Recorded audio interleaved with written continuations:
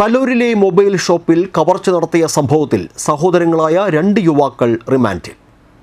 അന്നമനട സ്വദേശി ഓളക്കൻ വീട്ടിൽ 37 വയസ്സുള്ള സെയ്ദ് മുഹസിൻ, സഹോദരൻ 22 വയസ്സുള്ള മുഹത്ത് അസീം എന്നിവരെയാണ് പുതുക്കാട് പോലീസ് അറസ്റ്റ് ചെയ്തത്.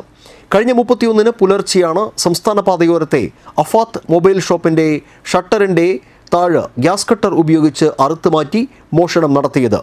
മൊബൈൽ ഫോണുകളും അക്സസറീസും അടക്കം 25 ലക്ഷം രൂപയുടെ ഉപകരണങ്ങളാണ് മോഷണം പോയത്.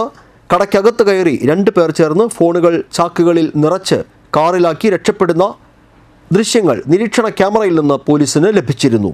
മോഷണം പോയ ഫോണുകളുടെ IMEI നമ്പറുകളെ കേന്ദ്രീകരിച്ച് നടത്തിയ അന്വേഷണത്തിലാണ് പ്രതികൾ കുടുങ്ങിയത്.